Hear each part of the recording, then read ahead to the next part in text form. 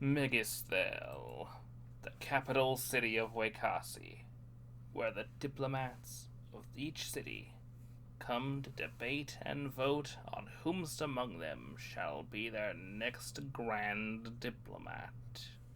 A city of progress, of magic, and of community. Outside the city's great walls are a series of beautifully terraced hill farms, a small forest, and many traders' posts.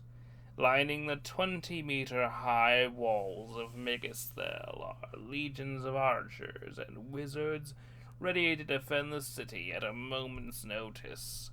Inside the city, in the outer ring, is the poor district, where the few homeless live on the streets and where the main working class make shoes, sell produce, and fill other industrial jobs to keep the city working. They also join town meetings when they can.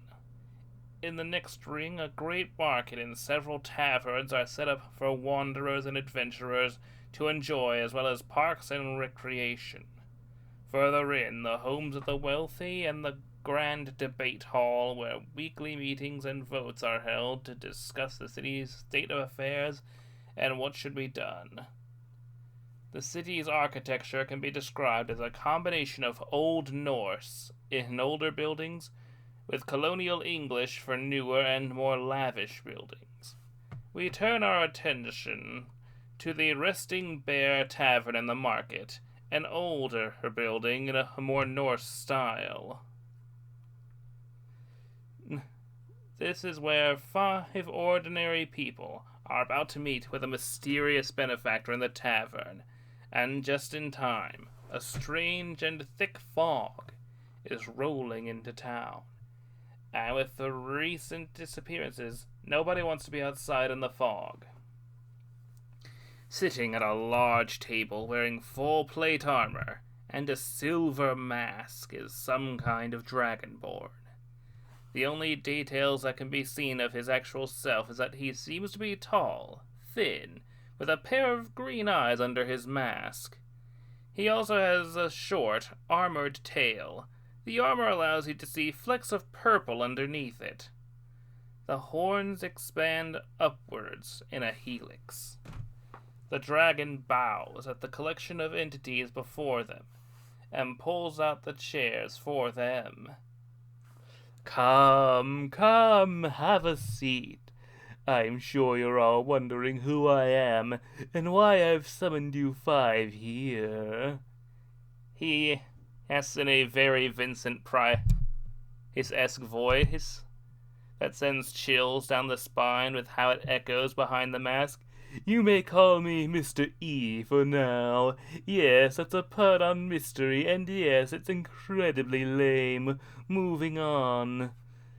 There is something brewing beneath Megisthel in the depths of Mount Atterberg, and I cannot stop it alone. I'm sure you all have questions. I'm prepared to answer them whenever you feel like asking, although I may not know all the answers quite yet.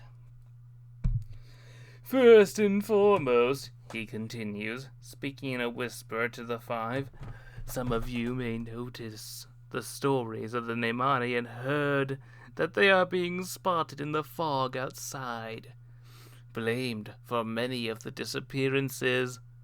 Others of you doubtlessly have no idea what in the 9 hells I'm on about. The Neimani are mutated Dracor that are seen as boogeymen of a sort. They wear masks, are fairly tall, have short tails, often appear emaciated and underfed, and are usually a dirty tan in scale color. They also have long, spindly fingers. Many of you can't help but notice that he himself fits many of these descriptors. The Neimani do indeed seem to be behind these disappearances. I need you to find out why they're doing it and try to put a stop to it. he explains calmly. Rest assured there's more in it for you than information. There's gold and possibly some Evalic gem coins in it for you if you say yes.